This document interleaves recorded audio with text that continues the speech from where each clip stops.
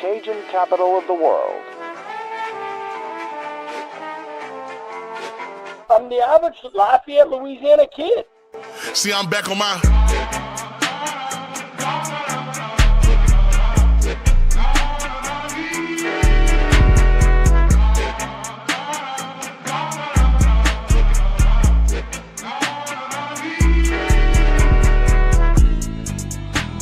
Hey, fellas.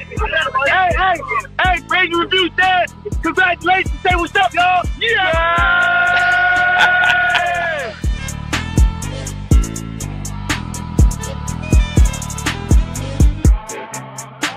People that have courage don't have no extra gene, and no difference in you. The difference is, are you going to sit down when it's time to stand up?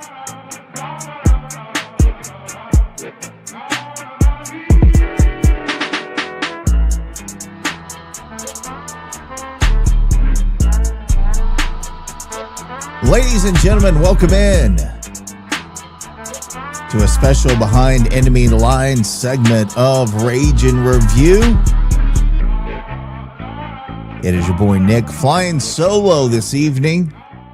We're going to chat it up about baseball in just a little bit with our boy Cole. He's going to join me. We're going to look at the upcoming matchup with Missouri State. You'll find out a lot of the information from our special guest, the head coach of the Missouri State Bears, Joey Hawkins. Coach Hawk joined us for a great conversation. We'll listen to what he has to say about what they're looking forward to this weekend against the Ragin' Cajuns when we come back after this break. And then after that, Cole will join me. We'll give our take on what we expect this weekend. First, we got to thank our sponsors. We'd like to thank the following partners who make Rage and Review possible. Our title sponsor, the Best Stop Family Market, with all right, we're happy to welcome Katy and Baytown, Texas, Toledo Bend, Karen Crow, and of course the official location opened in 1986 in Scott. Visit the Best Stop and ask about the Rage and Review tailgate platters. Gulf Coast Bank, title sponsor of the Tailgate Show every Saturday, 3 hours before kickoff. Planet Radio 106.7, Lafayette Roofing, The Yard Goat, Yes Please Branding and Marketing, Old Time Grocery, Stride Safety Solutions, Eat Lafayette brought to you by Lafayette Travel, Ragin' Hydration, and Dr. Brett Venable at Recovery Chiromed. And we'd also like to thank our Patreon sponsors listed here. For only $2 a month, you too could have early access to uncut interviews before they air here on our shows. You also get an exclusive Patreon icon next to your name on Cajun Threads, the official message form for Rage and Review. If you are interested in joining as a Patreon, visit us at patreon.com/rageandreview. Thanks to all of our corporate and Patreon sponsors for making this show possible. All right, we're happy to welcome in head coach of the Missouri State Bears baseball team, Coach Joey Hawkins. Coach, haven't played Missouri State in a while. I'm not sure if we ever played you guys, but excited to get the newest member of Conference USA to the Teague this year. Especially, I know you guys are making a big move from the Missouri Valley to Conference USA. How has that transition been so far? I know you're not playing baseball quite yet, but what does that look like from a coaching and team perspective so far? Sure. We have played before. I believe we played in 94 down in Lafayette, and then I think again in 97 in Lake Charles. So we have a little bit of a history, but we're looking forward to getting down there. Obviously a big year for us going to Conference USA, like you said. As far as, how it looks for us, I mean, I think that's the unique part of this season is we don't really know. There's a lot of unknowns, uncertainties. Typically you're used to going to teams in your league. We've just never done it other than Dallas Baptist used to be in our league with the Missouri Valley. So a lot of unknowns, but obviously, our fall sports at Missouri State went through it. Basketballs are going through it now. So we're getting the lay of the land. The biggest difference for sure, the travel. Missouri Valley is much more Midwest, regional, a lot of bus trips. We're going to be on a lot more flights this year and traveling around the country, but significantly better baseball league, and we're looking forward to that part. I was going to ask you about that. You know, you guys in the Missouri Valley had some really good teams at the top of the conference. Obviously, you guys had a pretty good season, kind of slow start, but it looks like you picked it up and did really, really well in conference. But you talk about Missouri State, Murray State, obviously making an appearance in the College World Series. Indiana State made noise a couple years ago. You feel like this is a little bit of a step up in competition, or is it kind of relatively the same? No, I do think it's a step up, just top to bottom. Like you said, the top of the valley had been pretty good for quite a few years. You know, going back for us, we'd been in the Super Regional and hosted a regional in 15 and back in the Supers in 17. We've had, you know, Dallas Baptist was in the league, like I said. Evansville went to a Super Regional. Indiana State was in a Super Regional. Murray State went to Omaha.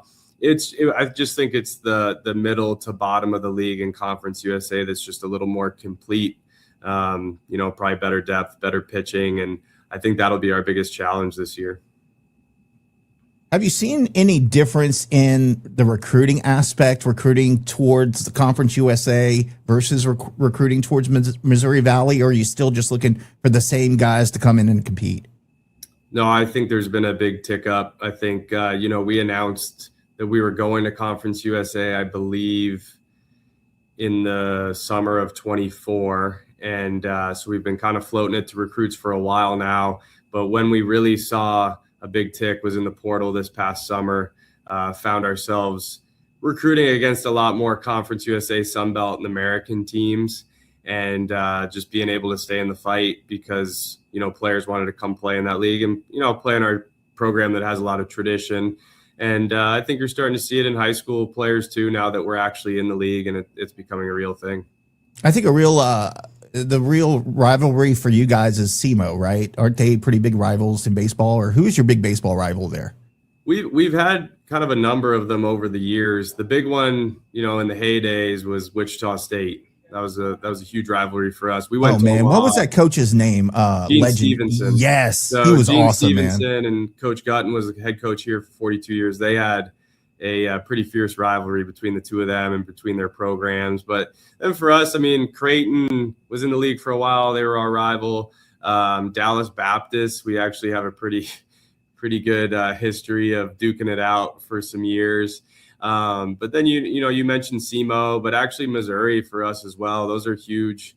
We play them twice in midweeks, and our fans get into those ones. We'll have typically 3,000, 4,000, 5,000 fans for that game, and we look forward to it. So I'm interested to see, you know, what kind of rivalries develop with us in a new league, and I think that's the fun part of college athletics right now. Yeah, I worked with our team back in 97, 98 season. So we got to travel to Wichita State under the Gene Stevenson era, man. That was a special time. Wichita State, man, that stadium, and it was packed.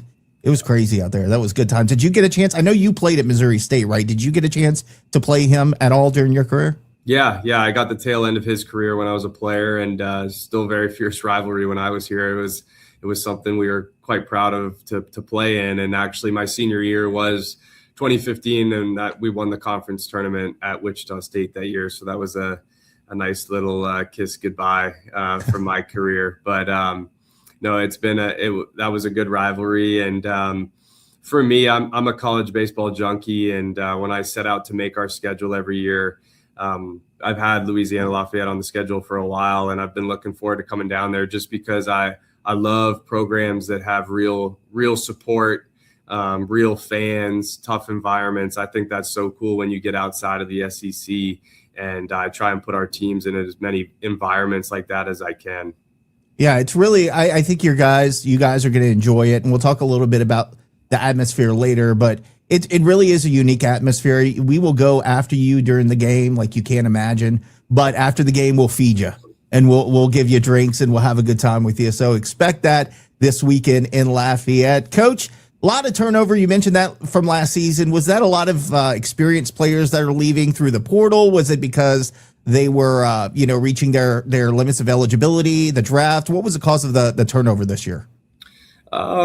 We had turnover, but I would say in today's world, it wasn't a crazy amount. We return over 50% of our at-bats with a couple All-Americans coming back. another 4-year starter, 2 4-year starters that have been here. And we return over, I think, 70% of our innings. We were pretty young on the mound last year. So the reality is you try and keep your good players, and we were fortunate to do that. And then you try and supplement around them. And I thought our staff did a great job in the transfer portal this summer.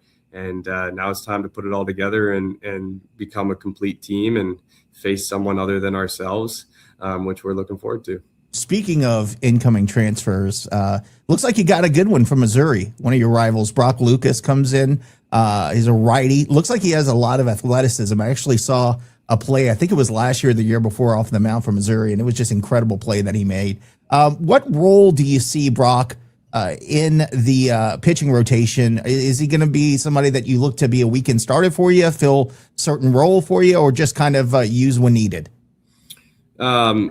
No, I mean, that was one of our biggest pickups in the summer. That's a guy that we beat out a lot of Sun Belt, Big 12, and Conference USA teams to get. So huge addition.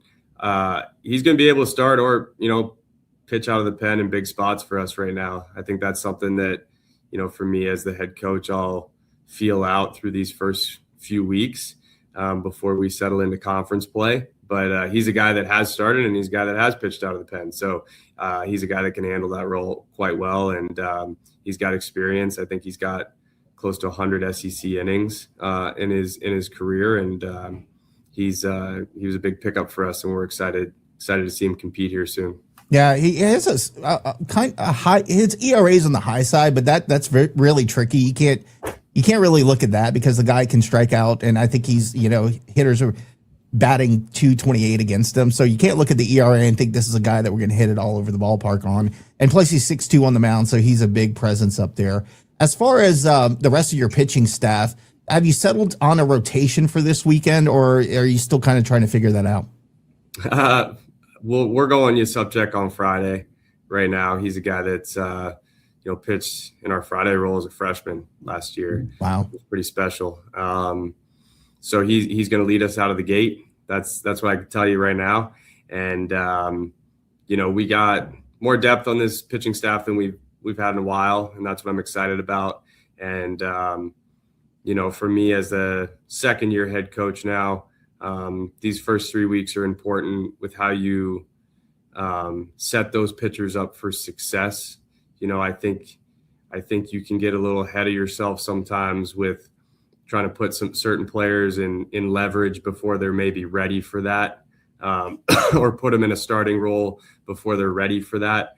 So that's something that myself and our pitching coach really got our eye on just trying to navigate, putting our guys in the best position to succeed. For sure. And staying on, turning to returning players and looking at your lineup, I mean, the first guy that jumps out at me is Caden Bogenfull. I hope I'm saying that right. Is that how he says it? Bogenpool, yep. Bogenpool, okay, there you go. He's 6'6" catcher. Is he? That's incredible. He's center fielder. He's center fielder. I came up with catcher, and I'm like, there's no way they have a 6'6" catcher out there. Okay, yeah, so center fielder. He's a former All-American, has tons of honors, hits for power. I think he's in the middle of the lineup most of the time and just does damage no matter where you put him. Talk to us a little bit how special he is and what you really look for him to do in this opening weekend against Louisiana. Special talent, like you said, All-American. When you show up to a ballpark, he's probably the first player you put your eyes on because he's 6'6", 240 and plays in the middle of the field. Just fun story about him, though. We were really the only school on him. He's from a small town in southeast Missouri. And we offered him, and I built a relationship with him in the recruiting process, followed him around as much as I could. I liked what I saw, and he committed here, and that's where that relationship really caught fire. And he came here, he's pretty raw, man. I mean, swinging and missing in BP, couldn't really play the outfield. And you fast forward to the end of his freshman year, he broke Ryan Howard, who's a National League MVP. Broke his freshman year home run record at our school. Was a freshman All-American. Came back, had another really good year. Was named an alternate for Team USA this past summer. And, he's going to have every chance to be a first-round pick this year. But I think in terms of what I'm looking for him is really what he's done his whole career, which if you look at his numbers, he doesn't like swinging at balls. He walks a ton, and he's going to hit the ball pretty hard and play some good defense out there. So we just need him to be him. He doesn't need to be anyone, different. He doesn't need to try and be the first overall pick or anything like that. He just needs to go play his brand of baseball. And he's a pretty even keel kid too. So he'll be able to handle the pressure pretty well. And you mentioned another All-American player for you guys. Who was that you were mentioning earlier? Yeah, Max Knight. So he transferred here last year from Oklahoma State. He had 0 innings pitched and 6 at-bats, I think, at Oklahoma State, and came here and played every day, hit 13 home runs last year, played first base for us, and pitched, I think, over 40 innings out of the bullpen, and was just a special player. So he's a guy that huge part of our team, obviously on both sides of the ball, and he's a lot of fun to watch. Before you go, Lane, I just want to say, looking at your stats, 109 home runs last season, you guys ain't looking to play small ball this weekend. So that'll be a lot of fun to watch how that transpires. Yeah, we'll see how it goes. We got some physicality, and we definitely have hit the ball out of the ballpark these last 4 years since I've been here, and it's kind of the type of player I like. But there's a little more dynamic team than the past 4 years. Coach, we talked a little bit about your starting rotation for this week, but are there any guys in the bullpen that can necessarily shut things down if needed? Max. He's kind of been a go-to guy for us. Curry Sutherland's also our third baseman. He's another guy that pitches out of our bullpen that we really, really like. Tyler Charlton is another player or pitcher that been here for a couple years. Has thrown significant innings, both as a starter and a reliever. He's a guy that's got some swing and miss stuff out of the bullpen. And, then you factor in just some of our transfers that we got and some young arms as well. So opening weekend always is interesting and throws a lot at you. And, I think you'll see a plethora of arms come out of that bullpen this opening weekend.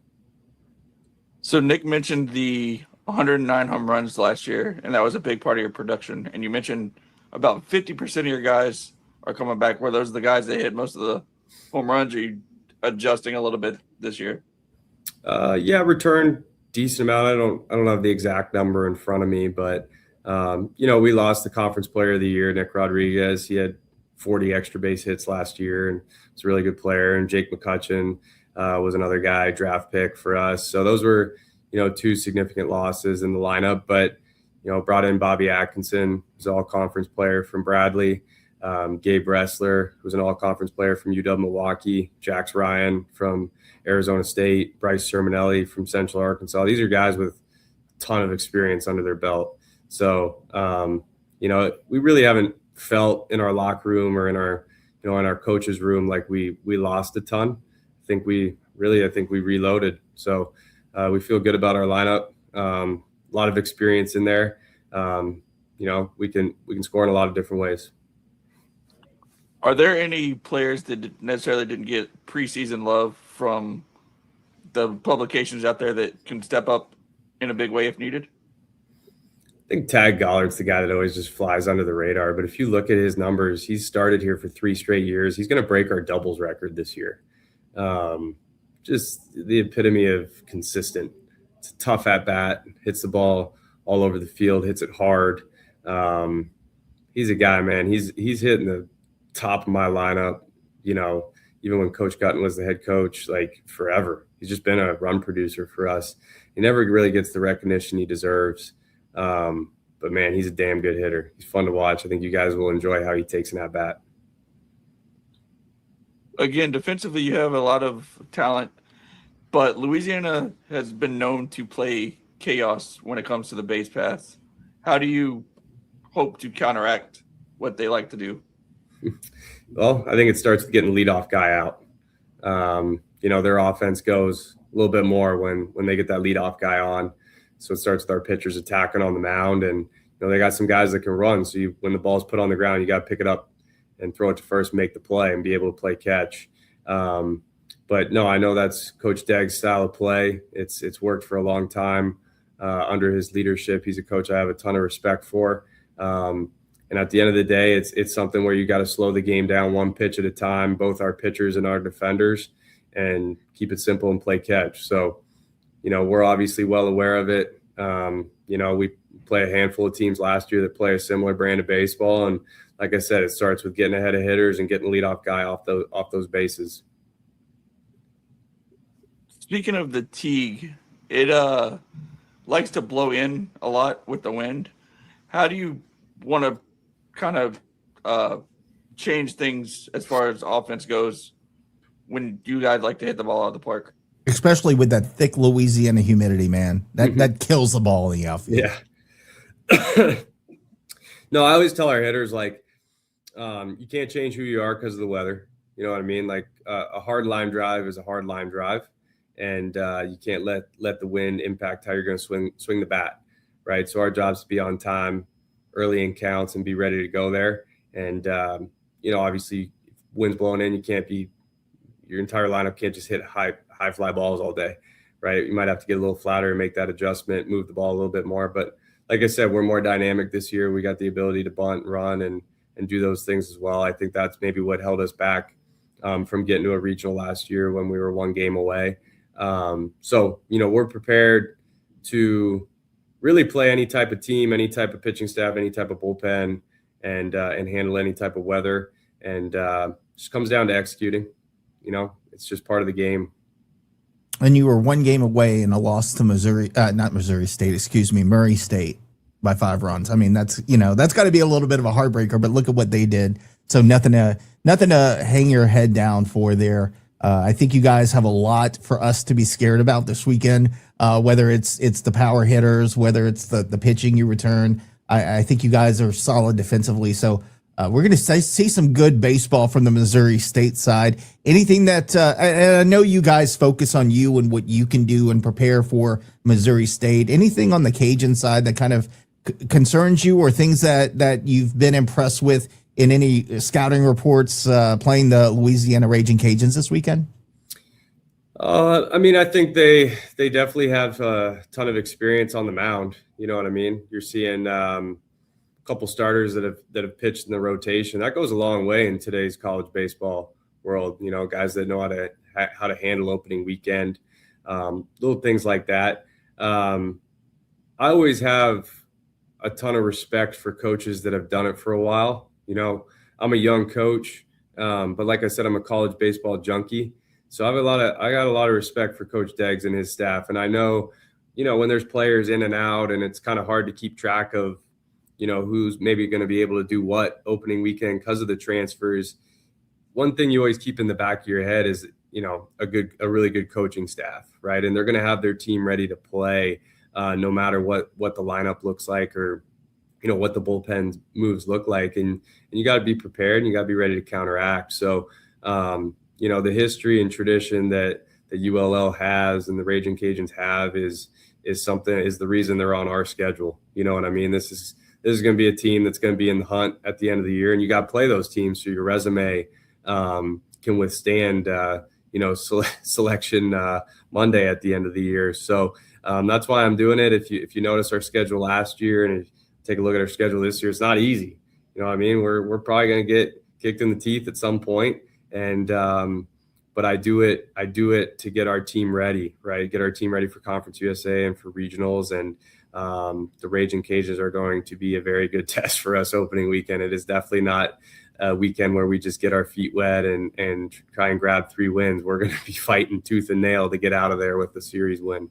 And by the way, before you go, Lane, it doesn't get easier, because then all you have to do is travel from Louisiana to Tulsa and then back to Mississippi to play. Is it Ole Miss or Mississippi State that you guys are playing in a few Ole days? Miss. Yeah, we played at Mississippi State last year, playing at Ole Miss, and playing a that's tough, man. Yeah, that's tough, but I love it. I love the way that you schedule them up. The DEG schedule's the same way, man. Either you're going to play those guys, you might get beat up, but that you take your licks, because you need it when it comes to selection Sunday. You learn a lot about your team.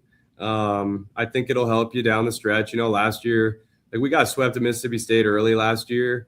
But then later in the year, we beat Oklahoma State, we beat Missouri, and we beat number 2 Arkansas on the road, right? I think the Mississippi State series probably played a factor in that. So that's part of it. And I always tell our fans, you know, I owe it to our players. Like, it's a student athlete experience when you're playing college baseball. And, you know, when these guys are 10 years older from now, they're going to remember going down to play at ULL in front of a great crowd opening weekend. And they're going to remember playing at Ole Miss. You know, if you just, no knock on other schools, but if you play schools where it's just kind of boring and, you know, you're trying to get your feet wet, you don't remember that.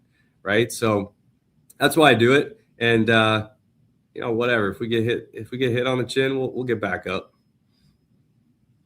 So you mentioned in your opening press conference about the raucous environment at the Teague, but it's also Mardi Gras weekend.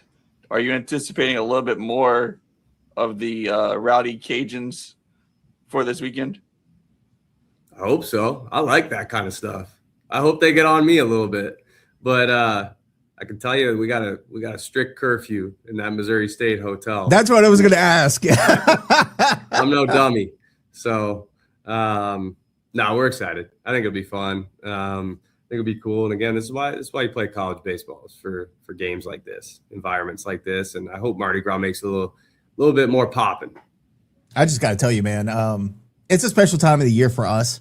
And we're going to be out there. You told the wrong group of people watching this show tonight about getting on you, because now it's on. Now it's on. Now they're gonna scream at you, "Let the players party," you know, stuff like that. You're in for it this weekend, man. So we look forward to it. By the way, did they mention anything about the Cajun Cooking Club? Are you guys going to be fed by them at some point? Oh man, yeah, we are. We're looking. That's forward to that. Life changing, Coach Hawk. Like, that is going to be amazing. So look forward to that. That's really cool. If they offer, the hospitality's been great already.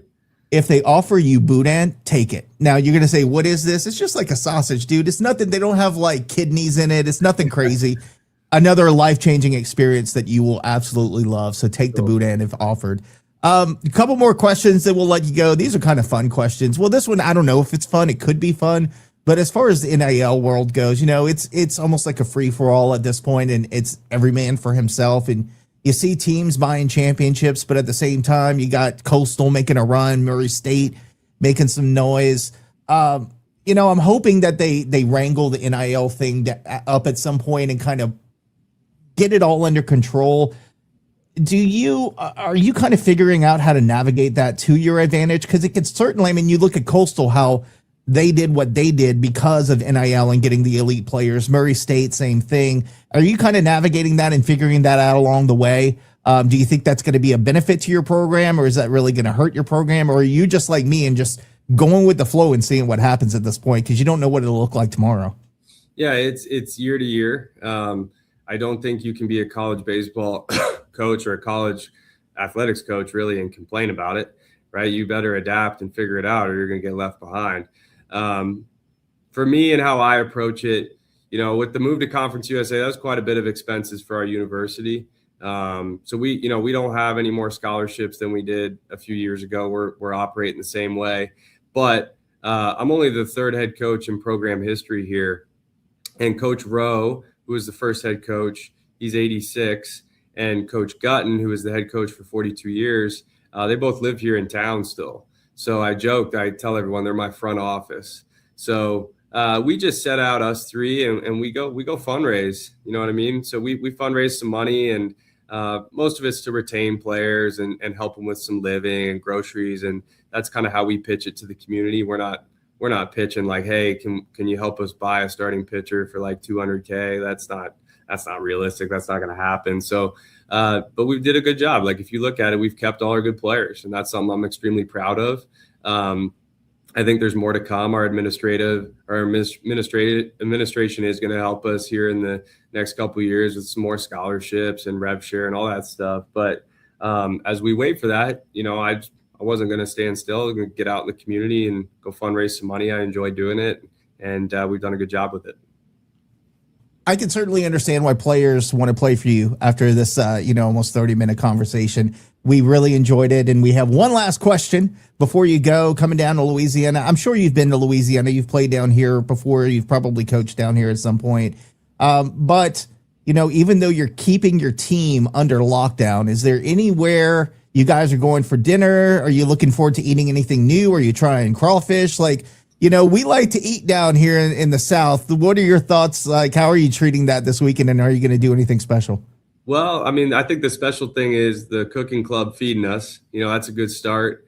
I'm sure the coaching staff will maybe go out and grab a meal. We like to eat. We like to typically, wherever we go, whatever town we go to, we try and eat local. So I'm sure we'll do something like that. But I think all in all, we're looking forward to the hospitality, to the experience, and to the warm weather. We've been under some snow for a little bit here. We've been outside the last 5 days, but it was pretty snowy up here for a while. So we're looking forward to that piece of it. But no, I've heard it's a very unique and welcoming town, and we're excited about that.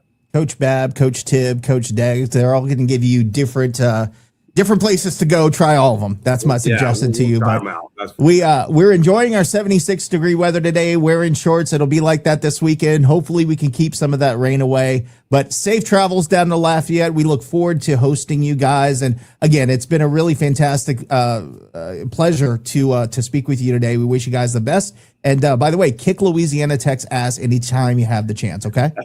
Sounds great. Appreciate you guys having me on. Thanks, Coach. Take care.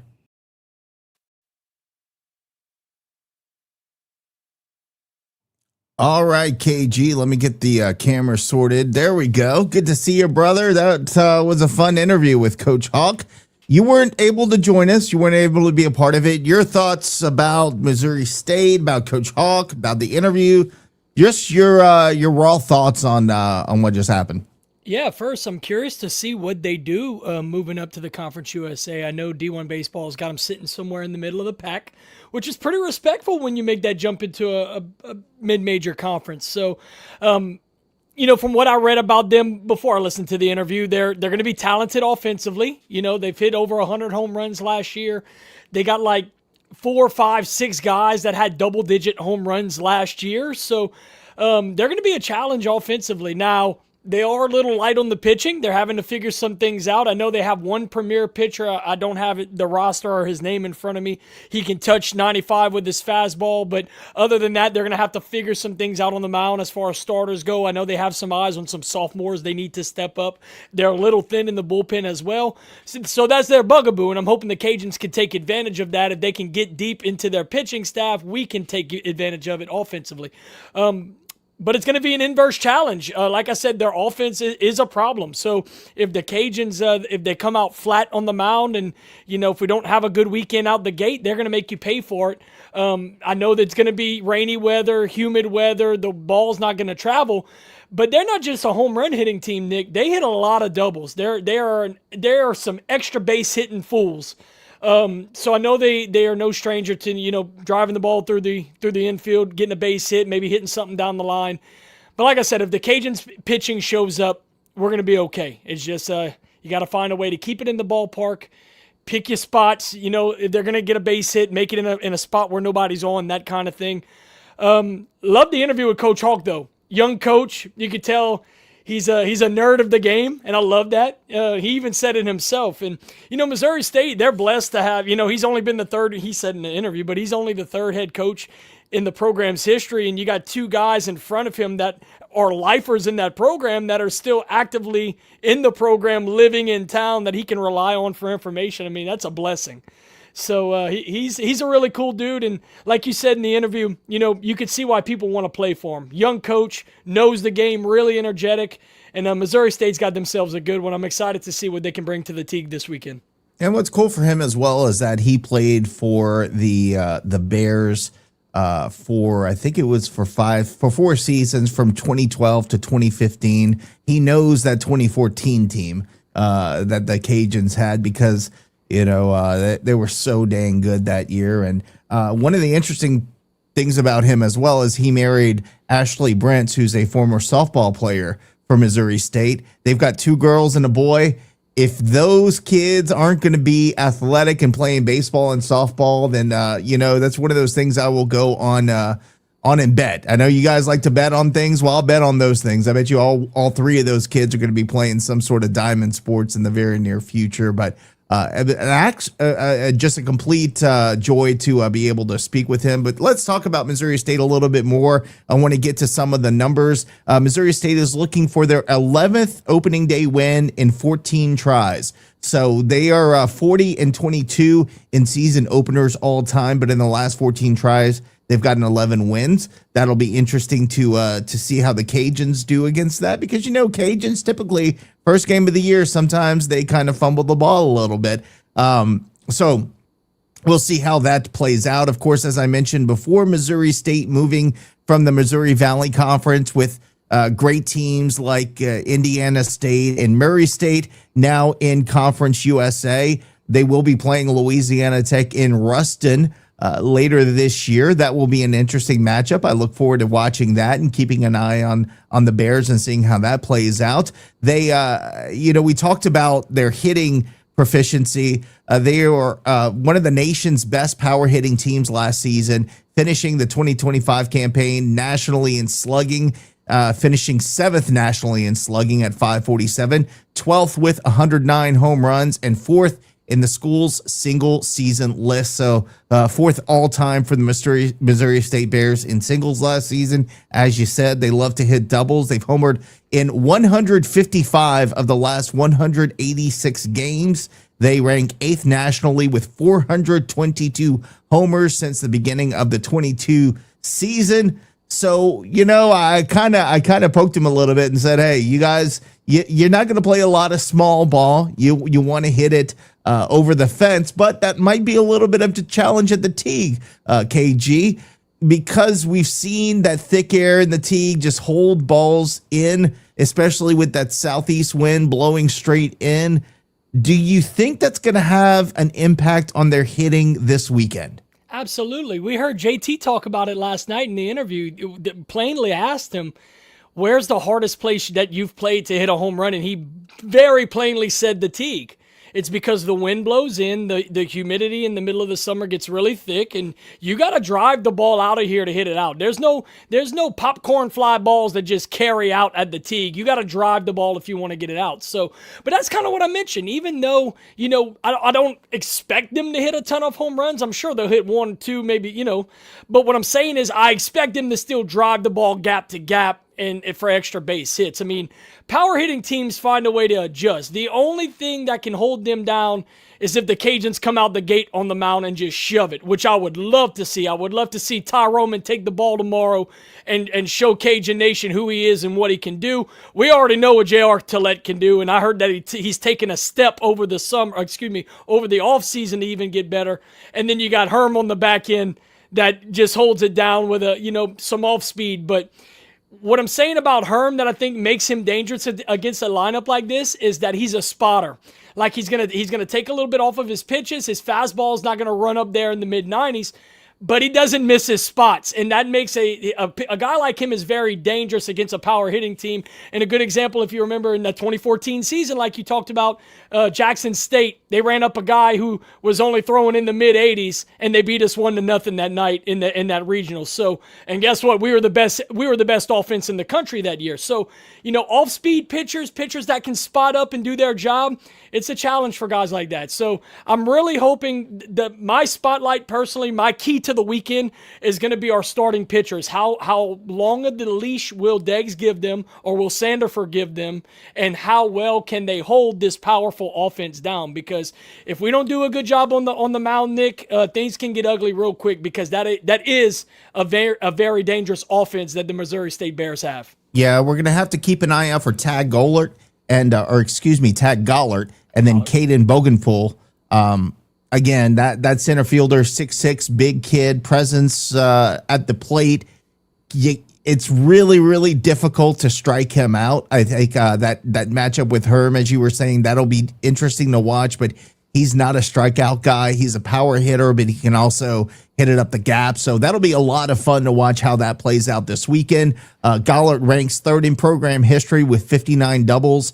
And then looking at our guy Bogenfull, he's 10th at Missouri State with 108 career walks after drawing 53 and 55 in his first 2 seasons at Missouri State. So again, he's going to be very patient at the plate, but when he makes contact, it goes a long way, whether that's in the gap or whether that's over the fence. Not a high strikeout guy. Going to be fun to watch him this weekend. As far as pitching goes, the Bears ranked 32nd nationally last season with 9.5 strikeouts per nine. You were talking about the pitching depth. Michael Yupschuk. I'm going to get that right at some point. He doesn't need a vowel. They got too many vowels in the Yupschuk name, but he punched out 63 and 71 innings as the Bears Friday night starter. He's going to start on Friday night. Not sure about the rest of the weekend. However, the Missouri transfer that I talked about during our interview, I think he's going to see some action this weekend. So I think you can expect to see a lot of pitchers from Missouri State as they try to figure it out. Going into a really tough road trip again. After they finish here, they travel all the way up to Tulsa, play a game there, then head back to Ole Miss for a 3-game series next weekend. So that's a lot of traveling, but also a lot of team building during that period. You kind of touched on what you thought the Cajuns have to do this weekend to beat Missouri State. And I agree with you, man. It's gonna depend on our pitching. I think our hitting, based on what we've heard as far as what lineup we can look at this weekend. And of course, Dex can change that 5 times before they get there tomorrow afternoon. But I think I agree with you. I think our pitching will have to really, guys like Bogenpool, who are so good, the former All-American, he's going to get his shots. He's going to hit the ball this weekend. How do we contain that? And most importantly, how does our defense show up? Because we saw our defense falter in very critical times in games last season. I want to see them be sharp, especially, we've been talking about our shortstop and second baseman so much in the offseason. They've really got to perform as well. So I got to see a lot out of them. I want to see what the outfield looks like because, as you said, left field, seven players can play the left field position this season. And then, with Jose out, what's that going to be like behind the plate? Lots of questions out there for the Cajuns, but it all starts with the pitching. And can we contain this potent offense from Missouri State?